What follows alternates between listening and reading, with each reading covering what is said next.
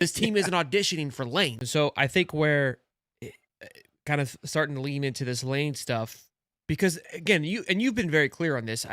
There's optimism for sure surrounding the Lane situation, and I do believe from what I've heard and talking with you that obviously the boosters have a heavy involvement, actually as they've always have. But it almost feels like may have been some pushback before. I don't know. Getting into the political part of this, where they have this is why we're seeing this movement because but it almost like it's like, hey, the boosters agreed to go with this route. It's turned out to be an atrocious idea because of they kind of were just way too hands off.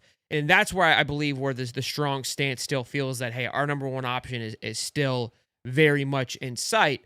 Um, Even with what happened with this week, and I said that, I was like, guys, late, we lost to USF week 2. I don't like we're not auditioning here. This team isn't auditioning for Lane. What do you again?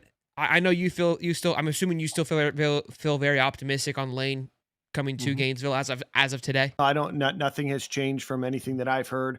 Again, you're not selling a coach on a vision of how that season goes. They know they fired a head coach. Like Lane Kiffin doesn't need to watch Florida play to Kentucky to know that just may not be the program anymore, right? If Lane Kiffin wants the job and Florida can, get it across the finish line, which I think that they have every intention of doing, Lane Kiffin's not tying it up in whether, Florida scored 7 points or whether they beat Kentucky by 14 points.